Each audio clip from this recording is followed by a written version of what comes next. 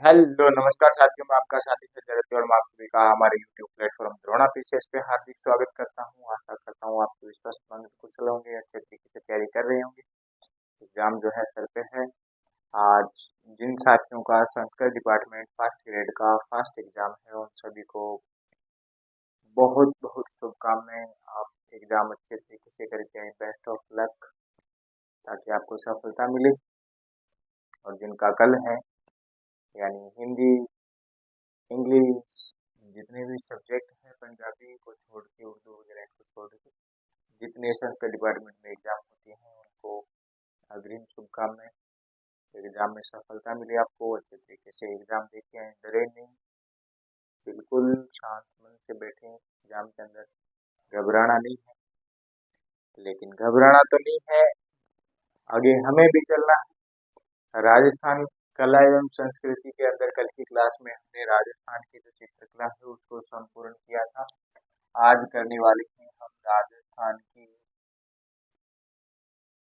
क्या करें साथियों, राजस्थान की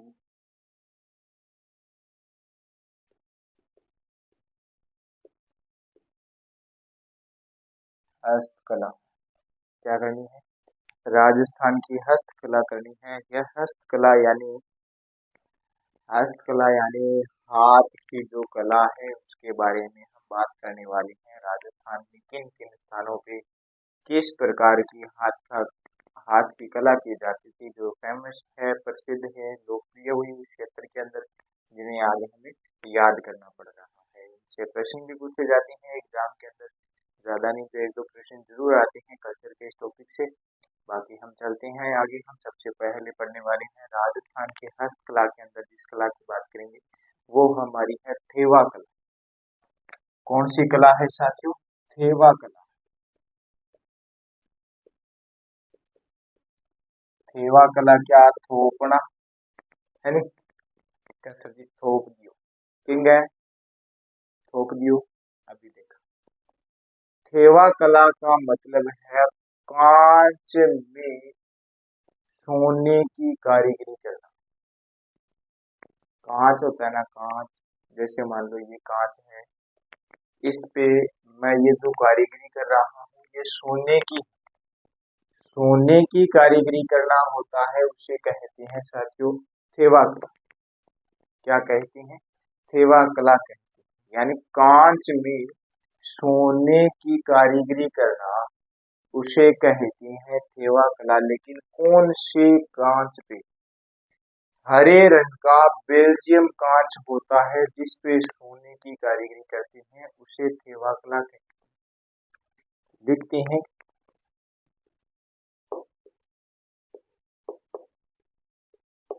कांच में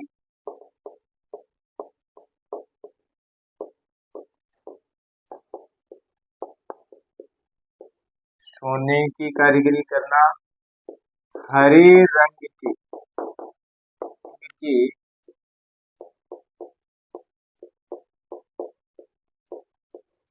बेल्जियम कांच पे की जाती है क्या? थेवा कला। हरे रंग के हरे रंग का एक टुकड़ा होता है कांच का, बेल्जियम कांच बोलते हैं, उस पे ये सोने की कारीगरी की जाती है। इस सोने की कारीगरी कांच पे सोने की जो कारीगरी की जाती है, ये कहाँ पे की जाती है, इसका मुख्य केंद्र क्या है? देखो, ये जो कलाएं है ना, ये प्रत्येक व्यक्ति नहीं कर सकता। आज मान लो अपन को कह दे कि कांच पे आपको सोने की कारीगरी करनी है, सोने की कारीगरी अपन नहीं। जो इस विद्या को, इस कला को जानता है वो ही कर सकता है, बाकी कोई नहीं कर सकता। तो इनका मुख्य केंद्र था साथियों प्रतापगढ़। प्रतापगढ़ के अंदर कांच में सोने की कारीगरी की जाती थी। और ये प्रतापगढ़ के अंदर नाथूजी सोनी द्वारा क्या किया गया, इस कला को प्रारंभ किया गया था। ध्यान देना। नाथूजी सोनी ने इस कला को प्रारंभ किया और ये जो कला है प्रतापगढ़ के अंदर सोनी परिवार ही करती है, बाकी कोई नहीं करते, ये भी ध्यान में रख लेना। प्रतापगढ़ के अंदर कौन करती है? सोनी परिवार ही करती है। नाथू जी को इस कला का क्या कहेंगे साथियों? क्या कहेंगे? इस कला का प्रवर्तक कहेंगे। क्या कहेंगे साथियों? इस कला का प्रवर्तक कहेंगे। आपसे कोई पूछ ले कि थेवा कला का प्रवर्तक कौन है, तब बता देना नाथू जी है। नाथू जी के बाद में इस कला यानी थेवा कला के अंदर एक व्यक्ति और उभर के आते हैं जिनका नाम मिलता है महेश राज सोनी। क्या नाम मिलता है साथियों? जिनका नाम मिलता है महेश राज सोनी। उन्होंने इस कला को इतने लोकप्रिय, इतनी प्रसिद्ध किया कि प्रसिद्ध करते गए और नाम चमकाते गए। इन महेश राज सोनी को पुरस्कार दिया गया था साथियों पद्मश्री। इन्होंने पद्मश्री पुरस्कार जो है ये प्राप्त किया है, ध्यान में रख लेना। इनके बाद में एक व्यक्ति और आता है गिरीश कुमार। गिरीश कुमार ने भी इसे अच्छे तरीके से फेमस किया था, ये भी ध्यान में रख लेना। गिरीश कुमार जो है इन्होंने भी इसे अच्छे तरीके से फेमस किया, अच्छी कारीगरी दिखाई, तब इनको जाके क्या होता है? राष्ट्रीय पुरस्कार मिलता है।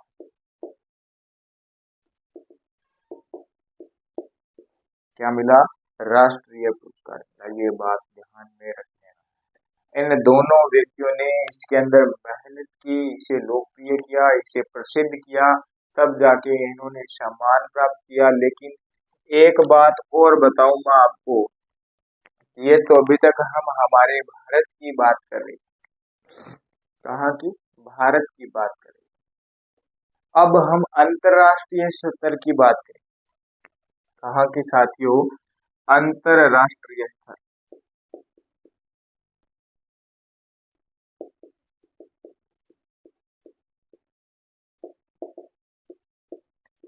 अंतरराष्ट्रीय स्तर की बात करें तब एक व्यक्ति आता है जस्टिन बकी।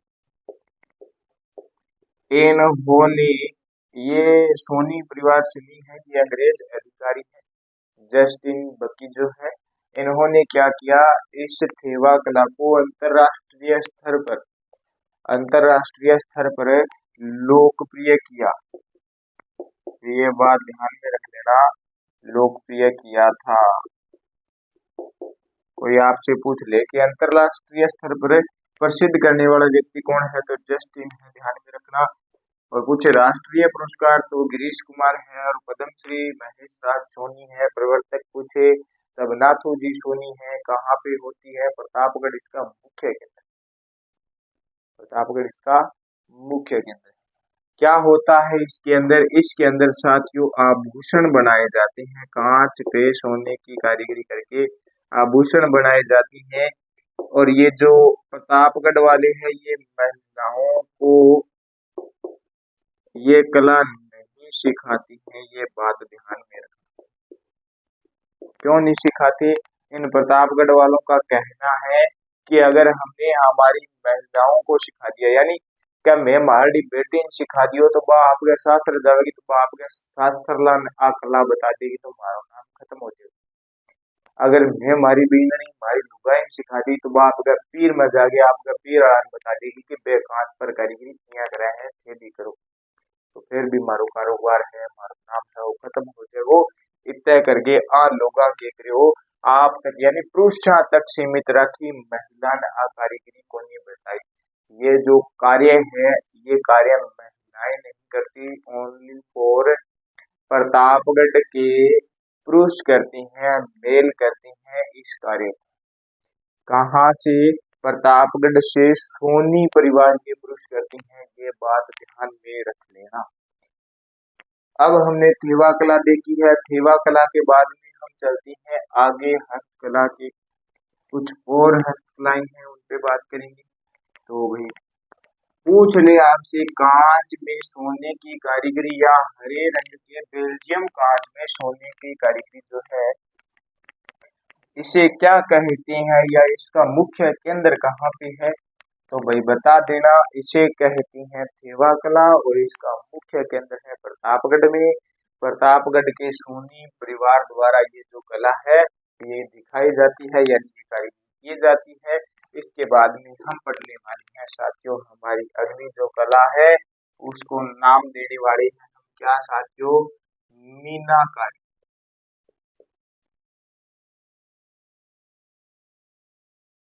कौन सी कारी साथियों, मीना। मीनाकारी जो है ये आप सब जानते हो, सोना जो होता है उसे सोने के अंदर रंग भरने की कला है। क्या है, सोने में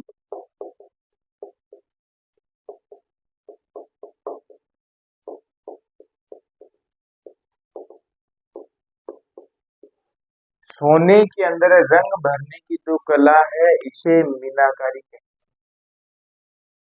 आज मान लो ये सोने का टुकड़ा है और मैं इसके ऊपर ये ब्लैक और रेड कलर चला रहा हूँ, ये क्या कर रहा हूँ, मैं मीनाकारी कर रहा हूँ, यानी मैं इस सोने के टुकड़े को कलर दे रहा हूँ या कलर भर रहा हूँ, इसी को मीनाकारी कहते हैं। ध्यान में रखना, क्या कहते हैं, मीनाकारी कहते हैं। सोने में रंग भरने की जो कला होती है उसी कला को मीनाकारी कहते हैं। और ये जो मीनाकारी है सबसे ज्यादा कहाँ की प्रसिद्ध थी साथियों, ये प्रसिद्ध थी जयपुर की, यानी मुख्य केंद्र जो है ये जयपुर है। ध्यान में रखें, मुख्य केंद्र क्या है, जयपुर है। सेवा कला का प्रतापगढ़ पढ़ के आए हैं। मीनाकारी की बात करें, मुख्य केंद्र जयपुर में है। जयपुर में ये जो मीनाकारी है ये राजा मान सिंह द्वारा जयपुर के अंदर लाई गई। इस मीनाकारी के जो कलाकार थे वो लाहौर से बुलाए गए थे। ध्यान में रखना, राजा किसकी बात कर रहे हैं हम साथियों, मान सिंह। मान सिंह द्वारा लाहौर से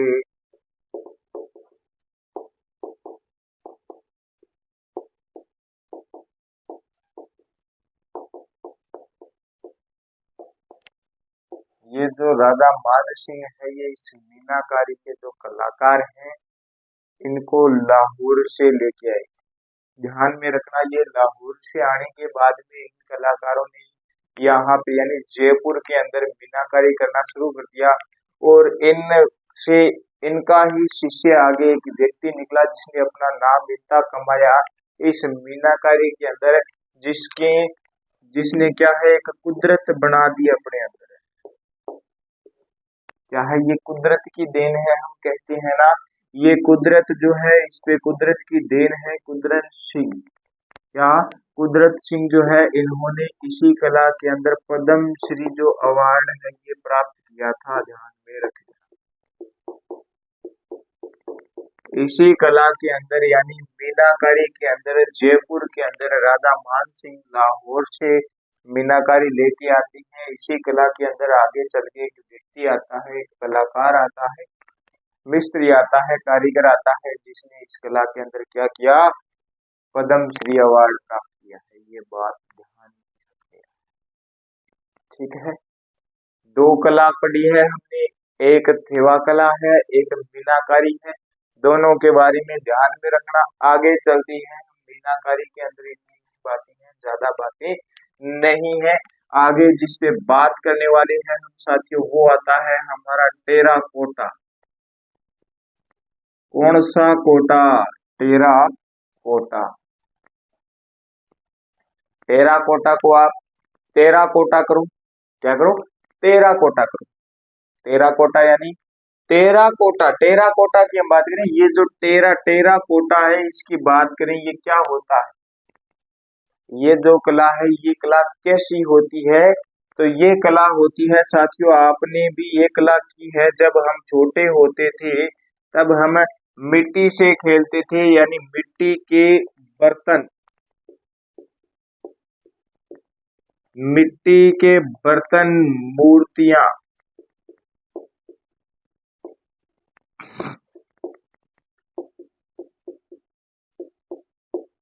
खिलौने, मिट्टी की मूर्तियां, खिलौने सजावटी सामान, ये जो है इसको टेराकोटा कहती हैं। ध्यान में रख, क्या कहती हैं? इसी को टेराकोटा कहती हैं। कैसी? मिट्टी की मूर्तियां और खिलौने जो बनाए जाती हैं मिट्टी के, जो हम भी बचपन में जब छोटे होते थे तब बनाते थे, तब हम क्या करते थे, ऐसी ही कलाकारी करते थे जिसे टेराकोटा कहती हैं। लेकिन ध्यान में रख लेना, मिट्टी की मूर्तियां, खिलौने व जो सजावटी सामान है इसको क्या कहती हैं? अभी बात करें, इसको टेराकोटा कहती हैं। लेकिन कैसी कहती हैं? मिट्टी प्लस के अंदर गोबर, मिट्टी प्लस में गोबर, इन दोनों को मिला के मूर्तियां खिलौने बनाई जाती हैं। बाद में इन दोनों की जो मूर्तियां खिलौने कच्चे होती हैं उन्हें 800 डिग्री सेंटीग्रेड तापमान पर क्या किया जाता है साथियों? पकाया जाता है। पहले कच्ची मिट्टी के होती हैं, बाद में इन्हीं अत्यधिक ताप पे पकाने पे ये पक्की हो जाती है। उसके बाद में टूटने का, खंडित होने का जो है कम डर रहता है। अन्यथा ये कच्ची मूर्तियां हैं, ये खंडित जल्दी होती हैं, खिलौने हैं ये टूट जाती। तो ये ध्यान में रखना कि मिट्टी प्लस गोबर को मिला के इन्हें 800 सेंटीग्रेड डिग्री पे तपाया जाता है, तब जाके ये मूर्तियां तैयार होती हैं। ये जो मूर्तियां हैं इन्हें पहले कारीगर कच्ची मिट्टी से बनाती हैं, यानी मिट्टी प्लस गोबर को मिला के मूर्तियां खिलौने बना देते हैं। बाद में इन्हें पक्का करने के लिए इन्हें अत्यधिक ताप पे पकाया जाता है। फिर ये क्या होती है? मूर्तियां पक्की हो जाती है, खिलौने पक्के हो जाती हैं, टूटने का कम डर रहता है। ये ऐसी कारीगरी यानी टेराकोटा किया कहाँ पे जाता है? इतनी मेहनत करता कौन है? कहाँ के लोग करते हैं? तो टेराकोटा की जब बात आई तो आप तुरंत प्रभाव से चले जाना। मुख्य केंद्र की जब बात करें, कहाँ की साथियों? मुख्य केंद्र की बात करें तब आता है मोलेला। और ये मोलेला जो है ये कहाँ पे है साथियों? राजसमंद में है। कहाँ पे है? राजसमंद के अंदर है मोलेला। मोलेला के कलाकार यानी मोलेला के कारीगर मोहनलाल, मो से मोलेला और मो से मोहनलाल जो है, इन मोहनलाल को इस टेराकोटा के अंदर पद्म श्री अवार्ड मिला हुआ है। ये ध्यान में रख लेना। मोहनलाल को क्या मिला है साथियों? पद्म श्री अवार्ड मिला हुआ है। ये बात ध्यान में रख लेना। इसके बाद में हम एक केंद्र और की बात करती हैं। अभी तो एक ही पढ़ा है, अभी एक और पढ़ती हैं जिसका नाम मिलता है साथियों हरजी। क्या नाम मिलता है? हरजी। हरजी कहाँ पे साथियों? हरजी जालोर में रहती हैं। कहाँ पे रहती हैं हरजी? जालोर में रहती हैं। क्या करती हैं हरजी? हरजी करती हैं देवताओं के घोड़े, देवताओं के घोड़े। अब आपसे पूछिए, हरजी जो है जालोर का क्षेत्र है, यहाँ पे क्या होता है? देवताओं के घोड़े बनाए जाते हैं। देवताओं के घोड़े जो कहाँ पे बनती हैं? जालोर के हरजी के अंदर बनती है। यानी हरजी राम जो है ये देवताओं के घोड़े लेके चुरा के भाग जाता है, सवारी करता है, बाद में बेच के आ जाता है। इसी बात आप ध्यान में रखिए। देवताओं के घोड़े लाया, चुरा के सवारी की, आपने मजे लिए, बाद में हम जैसे लोगों को चेत के चला जाता है कि ये लो जी रामदेव जी का घोड़ा, ये लो जी तेजा जी की घोड़ी। ऐसे कार्य कौन करता था? हरजी करता था। कहाँ का था? जालोर का। दो मुख्य केंद्र है, मोलेला राजसमंद और हरजी जालोर। किसके? टेराकोटा। किसके साथियों? टेराकोटा की। दोनों की अलग अलग बातें हैं। मिट्टी की मूर्तियां खिलौने तो बात करें मोलेला राजसमंद की, और हरजी जालोर यानी देवताओं के घोड़े यहाँ पे बनते थे और ये लोकप्रिय थे, प्रसिद्ध थे। ठीक है। अब जब हम मिट्टी पे आई गई हैं तो मिट्टी से थोड़ा और आगे चले जाते हैं, है ना? मिट्टी से थोड़ा और आगे चले जाती हैं। अभी हम देखने वाले हैं अगली चित्रकला। चित्रकला क्या? हस्तकला। चित्रकला तो कल हमने समाप्त कर दी थी। तो आपके सामने है जयपुर टेराकोटा। यानी मीनाकारी और टेराकोटा है। अगर आप इसका स्क्रीनशॉट लेना चाहो तो आप इसका जल्दी जल्दी स्क्रीनशॉट ले सकते हो। तो आप लो स्क्रीनशॉट, इसके बाद हम आगे चले ताकि हम आगे भी पढ़ सकें। तो चलती हैं यहाँ।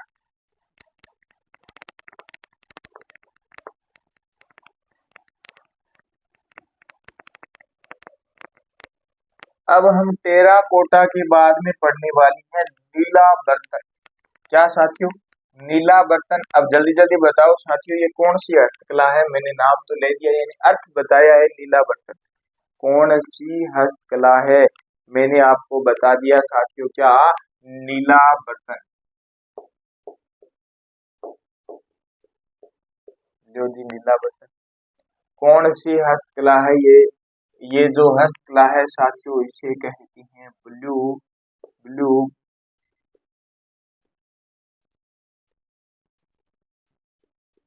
पोट्री। क्या कहते हैं साथियों? इसे कहती हैं ब्लू पोट्री यानी नीला बर्तन। क्या? नीला बर्तन। अब नीला बर्तन कैसे? चीनी मिट्टी के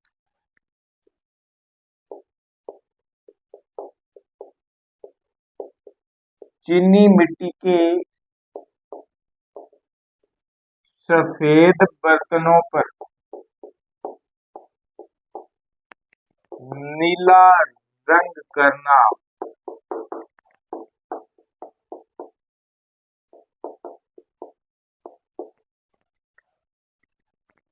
चीनी मिट्टी के सफेद बर्तनों पर नीला रंग करती है, जिसे कहती है नीला बर्तन यानी इंग्लिश में ब्लू पोट्री। क्या? Blue pottery.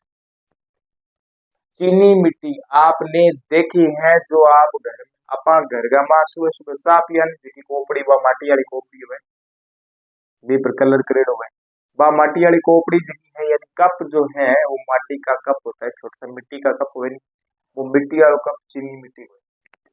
अगर आपके घर पे उस चीनी मिट्टी पे नीला कलर किया हुआ है तो ये समझ लेना ये ब्लू पोट्री है। आपके सामने होती है चीजें, लेकिन फिर भी हम उन्हें नहीं पहचान पाते कि ये चीज क्या है, क्योंकि हम उन चीजों से अवगत नहीं है, जानते नहीं। तो अब आप जान गए। क्या जान गए सर? हमने पढ़ी सबसे पहले थेवा कला। थेवा कला यानी कांच में सोने की कारीगरी। हरे रंग का जो कांच होता है उस पे अगर सोने की कोई कारीगरी की जाती है तो समझ जाना क्या? थेवा कला। किसने की होगी? प्रतापगढ़ वाले सोनी परिवार ने की होगी।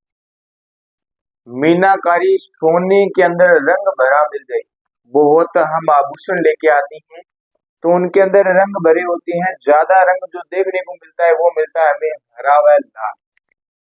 हरा व लाल कलर हमें ज्यादा देखने को मिलता है।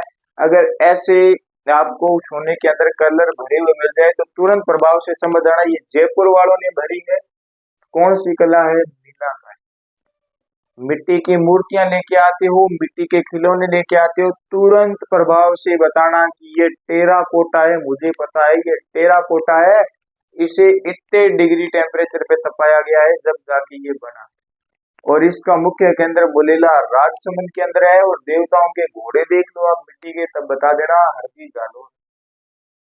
क्या? हरदी जालोर। और जब आप ब्लू पोट्री सुबह सुबह चाय पीती हो और चाय के अंदर आपका जो कप है ये ब्लू यानी नीले कलर का आ जाए तो समझ जाना क्या? ब्लू पोट्री कहाँ की है? अभी हम पढ़ने वाले, अभी हमें पढ़ने वाले हैं। लेकिन ब्लू पोट्री ध्यान रखना, चीनी मिट्टी के सफेद बर्तनों पर नीला रंग करती थी, उसे कहती हैं ब्लू पोट्री, नीला बर्तन।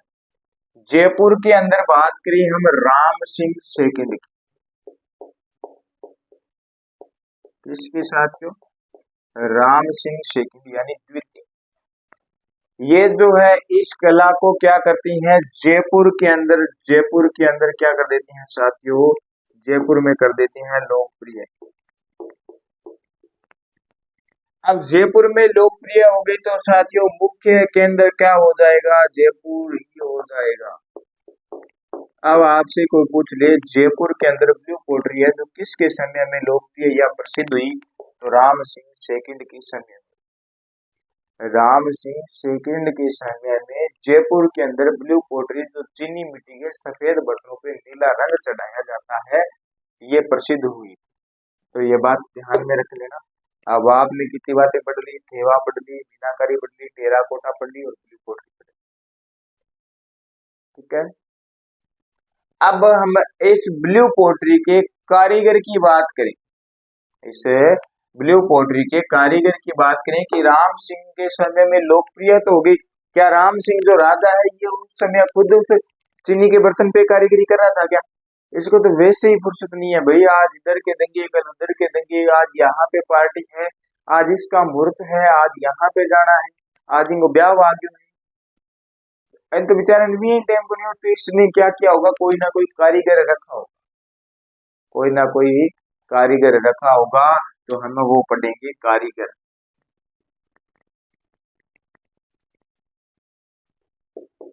इस राम सिंह सेकंड ने ऐसी कला के दो कारीगर पकड़े, यानी कौन सी, ब्लू पोटरी। ये थोड़ी बहुत कलाकारी कर लेते थे, लेकिन इनको पकड़ा, इनको कहा मेरे पास आओ आप तो। और आप ये देखो कि ये जो कला है सबसे ज्यादा अच्छे तरीके से कहाँ पे सिखा रही है, इस कलाकार के व्यक्ति कौन है जो इसे सिखा रहे। इन दोनों व्यक्तियों ने, कौन कौन से दोनों व्यक्ति, अभी देखो। एक व्यक्ति तो था चुगमन, कौन साथियों, एक व्यक्ति तो है चुगमन, और चुगमन के साथ में एक व्यक्ति था कालू। ये दोनों व्यक्ति कहाँ के हैं साथियों, जयपुर के। इन दोनों व्यक्तियों को दिल्ली भेजा गया, राम सिंह ने इन दोनों व्यक्तियों को दिल्ली भेजा। दिल्ली कहाँ पे भेजा साथियों, भोला के यहाँ पे भेजा, भोला के पास भेजा। और इस भोला को कहा राम सिंह ने कि मेरे दो व्यक्ति चुगमन व कालू आपके पास आए हैं, कर दिया है। आपका कार्य इतना ही है कि इन दोनों व्यक्तियों को ब्लू पोटरी की जितनी जानकारी है वो सारी जानकारी दी जाए, और इन्हें ब्लू पोटरी का खतरनाक कारीगर बनाया जाए। क्या किया जाए, खतरनाक कारीगर बनाया जाए। फिर ये दोनों व्यक्ति ब्लू पोटरी के अच्छे तरीके से कारीगर बन के आए, और इन्होंने जयपुर के अंदर इसे लोकप्रिय किया। अब ये जो नीला बर्तन है, इस पे मान लो एक ही कलर है, एक ही रंग है, कौन सा, नीला, तभी तो इसे नीला बर्तन कहती, तभी तो इसे नीला बर्तन कहती है। लेकिन आगे चल के एक व्यक्ति ऐसा आता है जो इसे और अलग अलग रंगों के अंदर बदल देता है। क्या कर देता है, और अलग अलग रंगों के अंदर बदल देता है, जिसका नाम मिलता है साथियों कृपाल सिंह। कृपाल सिंह ने अलग अलग 25 रंगों का क्या किया साथियों, प्रयोग किया इस ब्लू पोटरी। ले लो, कर लो। आप तो नीला नीला कर रहे थे, मैंने सारे ही कर दिए, सारे रंग। कृपाल सिंह ने 25 अलग अलग रंगों का प्रयोग करना शुरू कर दिया था। इसीलिए इस शैली को कृपाल शैली भी कहती हैं, ध्यान में रखना। क्या कहती हैं इस शैली को, कृपाल शैली भी कहती हैं। और इस कृपाल सिंह ने 25 अलग अलग रंगों का प्रयोग करके अलग अलग बर्तन बनाए, और वो बर्तन इतने प्रसिद्ध हुए कि इस व्यक्ति ने पद्मश्री जो पुरस्कार अवार्ड है ये प्राप्त कर लिया। तो बातें क्या ध्यान में रखनी है, ब्लू पोटरी, चीनी बर्तन और उनपे नीला। राम सिंह सेकंड जयपुर के समय में लोकप्रिय होती है, और मुख्य केंद्र जयपुर है। कारीगर चुगमन कालू को दिल्ली के भोला के पास भेजा गया था ट्रेनिंग के लिए, यानी सीखने के लिए। सीख के आई, जयपुर में प्रसिद्ध हुई। इनके बाद में आगे एक व्यक्ति आता है, कारीगर आता है कृपाल सिंह, जिसने अलग अलग 25 रंगों का प्रयोग किया। इस शैली को कृपाल शैली भी कहती है, और कृपाल सिंह को पद्म पुरस्कार भी मिला गया, ये ध्यान में रखना। ये कृपाल सिंह जो है ये भाई शेखावत थे, ये और ध्यान में रखना, शेखावत क्या थे, शेखावत थे भैया। अब जब हम ब्लू पोटरी की बात करें हैं तो मैं आपको साथ साथ में ब्लैक पोट्री और बता देता हूँ। कौन सी पोट्री साथियों? ब्लैक पोट्री, काली पोट्री। ज्यादा ध्यान में नहीं रखना, विशेष का केंद्र ध्यान में रख लेना। ये जो ब्लैक पोट्री है, ये जो ब्लैक पोट्री है, ये कोटा की प्रसिद्ध है, कोटा में की जाती है। यही है, सेम बात है, बस नीले की जगह काला रंग है। बाकी व्यक्ति अलग हैं, जो व्यक्ति हमें दिए नहीं गई, नाम उनके मिलते नहीं है। लेकिन ब्लैक पोट्री कोटा की प्रसिद्ध है और ब्लू पोट्री कहाँ की है?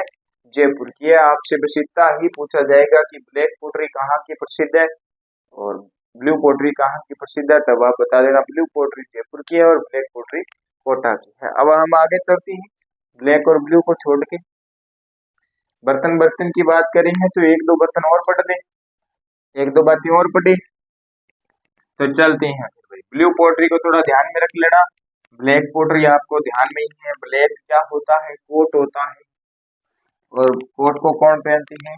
हम पहनते हैं। हम पहनते हैं तो क्या हो जाती है? ब्लैक पोट्री हो जाती है, हम पोट्री बांध लेते हैं। चलो आगे चले, आगे हम देखते हैं बादले। क्या देखें साथियों? बादले देख। अब ये बादले क्या होती है ये हम देखें। ये जो बादले हैं ये क्या होती हैं, इनकी बात करें तो जिंक के बर्तन। किसके साथियों? जिंक के बर्तन।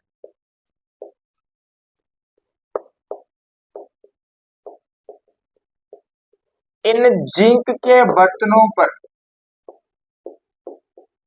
चमड़े या कपड़े की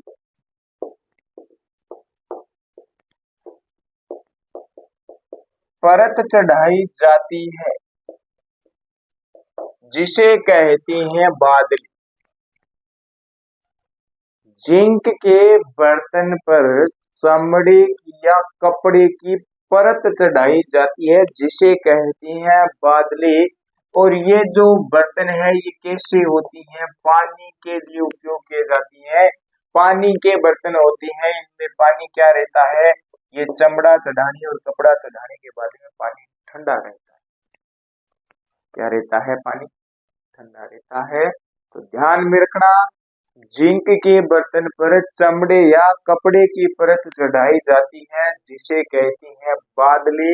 ये पानी ठंडा रखने के लिए चढ़ाई जाती है परत। और ये परत जो चढ़ाई जाती है ये चढ़ाते कौन है? तो यानी मुख्य केंद्र क्या है साथियों? मुख्य केंद्र की बात करें तो आप चले जाओ किस क्षेत्र में? पश्चिम के क्षेत्र में, क्योंकि पश्चिम के क्षेत्र में क्या है? मरुस्थल रेगिस्तान। क्या है? टिब्बा ही टिब्बा है, माटी है, दूर दूर तक पानी पीने का कोई साधन नहीं है।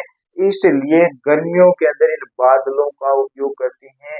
ये जो बादले हैं वो गवाले होती हैं, भेड़ बकरियां पशु चराने वाले वो ये बादले रखती हैं। और इधर जो है ये ज्यादा चलती है, इसीलिए ये कार्य किसने किया? जोधपुर के लोगों ने ऐसा कार्य किया कि यार जो पशु चराने जाती हैं, पुण्य का कार्य करके लेके आती हैं, वो क्या हो? प्यासे तो न मरे। अगर प्यासे नहीं मरेंगे तो क्या करना पड़ेगा? हमें कुछ ना कुछ जुगाड़ लगाना पड़ेगा कि प्यासे न मरे। तब उन्होंने जिंक के बर्तन पड़ाए और उन पे चमड़े और कपड़े की परतें चढ़ानी शुरू कर दी और देखा प्रयोग करके कि वास्तव में पानी ठंडा रहता है। पानी ठंडा रहता है तो इन्होंने ये कारोबार स्टार्ट कर दिया।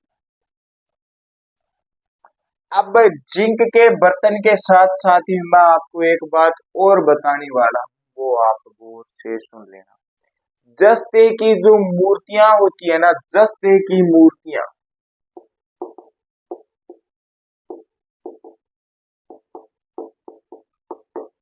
जिंक जैसे जस्ता जैसे जोधपुर। तो ये जय जैसे जो है ये जय जैसे जोधपुर है, जय जैसे जस्ता है और जय जैसे क्या है? जिंक है। तो ये बात भी ध्यान में रखना कि ये तीनों जय जय वाली चीजें हैं। ये जय जय वाली कहाँ पे? जय जय यानी जोधपुर के अंदर। जिंक के बर्तन यानी बादले, जोधपुर। जस्ते की मूर्तियां कहाँ की प्रसिद्ध है? जोधपुर की प्रसिद्ध है। ये बात ध्यान है। जैसे जय को मिलाने पे यानी जिंक से जोधपुर को मिला दिया और जस्ते को जोधपुर से मिला। जय जय से जय जय, ध्यान में रख लेना। जय जय से जय जय कहाँ पे, जय जय कहाँ पे होती है, जोधपुर में होती है। जोधपुर के अंदर एक सांवरिया सेठ जी का मंदिर है और एक रामदेव जी का सेठ जी का मंदिर है। अच्छे मंदिर है, देखने चाहिए। बाकी देखो जो हम ज्यादा प्रचलित मंदिर है रामदेव जी का, यानी रामदेव राव मिर्जा जैसलमेर और बजरंगबली की बात करें तो आप समझिए सालासर के अंदर है, मेहंदीपुर बालाजी है, चांदा धाम है और इच्छापूर्ण बालाजी है, ये फेमस मंदिर है। बाकी जो मंदिर, अब ये जो मंदिर चढ़ाई पे है ना, जिन्हें दुनिया जानने लगी है, इनका माध्यम क्या है, इनका माध्यम है साथियों एक ही चीज है, ये जानने का माध्यम है जिसे कहती है इंस्टाग्राम। क्या कहती हैं, इंस्टाग्राम, फेसबुक। ज्यादा उपयोग इस इंस्टाग्राम का होता है किस चीज में आती है, ये चीजें ये आती है रील के अंदर, और इस रील से ही जानने लगे हैं कि यहाँ पे ये चीज है। पहले इस रील का सही उपयोग होता था, आज इस रील का सही उपयोग नहीं होता है।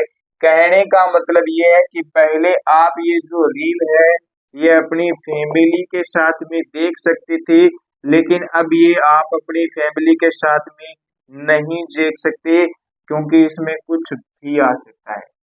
आगे जो रील के अंदर व्यक्ति है वो कुछ भी बोल सकता है, इसीलिए आप फैमिली के साथ में नहीं देख सकते। लेकिन क्या कर सकते हो, ऐसी रील आप फैमिली के कुछ लोगों को भेज सकते हो, बस इतनी सी बात है। ये इंस्टाग्राम है, इसे कम करना है हमें। हमें क्या करना है, कम करना है। ऐसे नहीं कह रहा कि छोड़ना है, कम करना है। लेकिन ये जो रील है, ऐसी रील है ना जिसे हम फैमिली के साथ में नहीं देख सकते, इन्हें हमें क्या करना है, ऐसी रील आए तब वो 3 डॉट आती है, उन पे क्लिक करना है। उन पे क्लिक करेंगे तो एक पे लिखा होगा इंटरेस्टेड, एक पे लिखेगा नॉट इंटरेस्टेड, तो हमें नॉट इंटरेस्टेड करना है। उस पे पहला ऑप्शन आएगा कि मैं मेरी इंस्टाग्राम आईडी पे ऐसी पोस्टिंग नहीं चाहता, अलग अलग 3-4 रीजन आएंगे, वो रीजन दे देना। फिर आपके पास ऐसी रील नहीं आएगी, अच्छी अच्छी रील आएगी। स्टडी से जो रिलेटेड मैटर है वो मिले तो बहुत अच्छी बात है। जैसे ये मंदिर के बारे में हमें जानकारी मिलती है कि अच्छा यहाँ पे ये मंदिर है, कुछ जानकारी की तो बातें, लेकिन ऐसी बातें जिनका कोई औचित्य ही नहीं है, और वो बातें फिर हम देखें, वो वीडियो देखें तो वो टाइम खराब करने वाली सी बात है। तो जैसे जिंक के बर्तन जोधपुर में और जैसे जस्ते की मूर्तियां जो है ये भी जोधपुर के अंदर बनाई जाती है। हमने एक और बर्तन देखे, हम आगे चलते हैं। आगे चले तो हम बात करें तारकसी की। जैसा ही ये नाम है वैसा ही कार्य है, आप समझ ही गए होंगे। तारकसी, तार खटक आपा खेत गमा कसा चारों तरफ बाढ़ करा दिदा पके देने, यार तार कस गया या हा थक गया।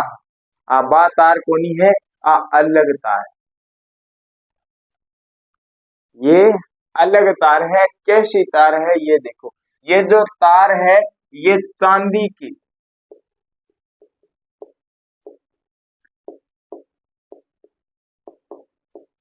ये क्या होती है, चांदी के पतले तार होती हैं।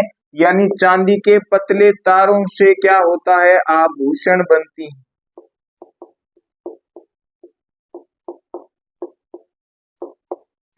चांदी के पतले तारों से आभूषण बनाए जाते हैं, जिन्हें कहते हैं तारकसी। तार कस कस के, चांदी का तार कस कस के आभूषण बनावे हैं, बिन क्या है, तारकसी। और ये तारकसी साथियों कहाँ पे जाती है, कसी कहाँ पे जाती है, तार में कस गुण है। इस तार को कसने के लिए जोर होना चाहिए शरीर में, और वो जोर कहाँ पे है, वो जोर कहाँ के लोगों में है, वो जोर है साथियों नाथ द्वारा। तो मुख्य के अंदर क्या है साथियों, मुख्य के अंदर है जो नाथ द्वारा है, और नाथ द्वारा का तुरंत प्रभाव से आप प्राचीन नाम जो है ये कमेंट में डाल देना, प्राचीन नाम क्या है। कल की क्लास में मैं आपको प्राचीन नाम बताने वाला हूँ। नाथ द्वारा का प्राचीन नाम क्या है, नाथ द्वारा नाम किस कारण रखा गया इस क्षेत्र का, वो हम आगे बात। भूलना मत, कमेंट में बताना नाथ द्वारा का प्राचीन नाम। अब जब तार कसी आई तो मैं आपको एक कसी और बता देता हूं। जब तार कसी आई है तो हम यहाँ पे एक कसी और कर लेते हैं। लोहे में सोने की कारीगरी जो की जाती है ना, क्या लोहे के अंदर,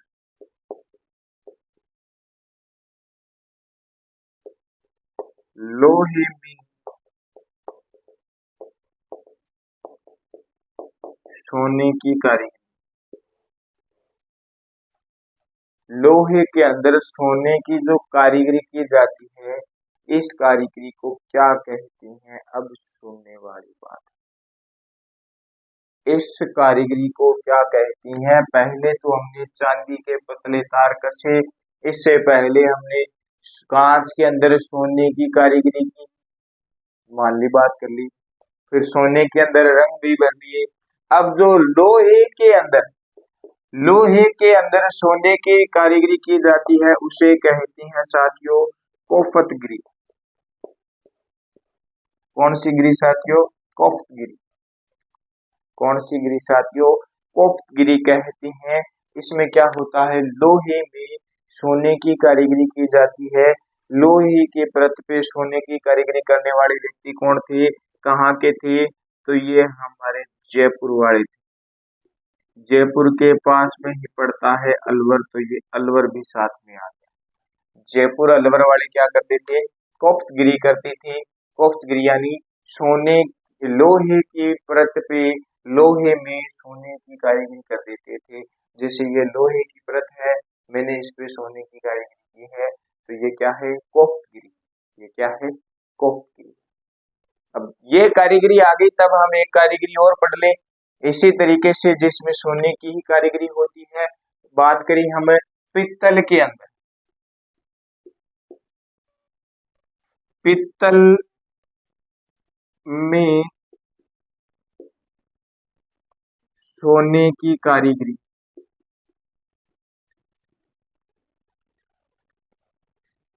पित्तल पर सोने की कारीगरी जो होती है इसको क्या कहती है? अब ये बताना, क्या बताना है? पित्तल पर सोने की जो कारीगरी होती है इसे को करता है, इसे करती है साथियों निशा। कौन सी निशा करती है?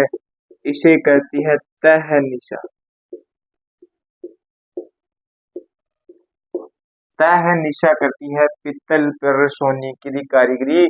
लोहे में सोने की कारी करता है कोफ्तगिरी राज। कौन करता है? कोफ्त। उधर तय निशा चलेगी, इधर कोफ्त आगे, दोनों मियां बीबी समझ लेना। कोफ्तगिरी है अणकियों का, मैं तो सोना पर कर दूं थोड़ो हार्ड काम है, तू पित्तल पर कर दे सोने की कारीगरी थोड़ो सरल काम है, कोई किंतु परंतु भी होगी तो पित्तल सोनू लगभग 100 था कौन लागत दिख दिखा दे। लोहा पर होगी तो बेरो चाल जाओ, तो लोहा पर ना कर दिया, लोहा पर कनकी कोफ्तगिरी करी और अटकन करी, तह निशाने की थी पित्तल पे सोने की कारीगरी। तो हमने पढ़ी कुछ बातें हस्तकला की, आज के लिए इतना है। एक टॉपिक हमने पढ़ा थेवा कला का, उसके बाद में पढ़ा मीनाकारी, इसके बाद में पढ़ा टेराकोटा, इसके बाद में पढ़ी ब्लू पोटरी, ब्लैक पोटरी, बादले, तारकसी, तारकसी के बाद में हमारा जो आया कोफ्तगिरी, और कोफ्तगिरी के बाद में पढ़ा है। जरूर बताना क्लास के कमेंट के अंदर कि नाथ द्वारा का प्राचीन नाम क्या था, किस कारण नाथ द्वारा नाम रखा गया, और बात करेंगे फिर अगली क्लास के अंदर नाथ द्वारा से ही प्रारंभ करेंगे, नाथ द्वारा का प्राचीन नाम क्या था मैं बताऊंगा। तो आज के लिए इतना, आशा करता हूँ आपको ये क्लास अच्छी लगी होगी। अच्छी लगी है तो लाइक करें, कमेंट करें, वीडियो को ज्यादा से ज्यादा शेयर करें। जिस साथी ने सब्सक्राइब नहीं किया वो सब्सक्राइब करें और बेल आइकन के बटन को प्रेस करें। तो धन्यवाद साथियों, मैं आपका साथी संजय रतिवाल।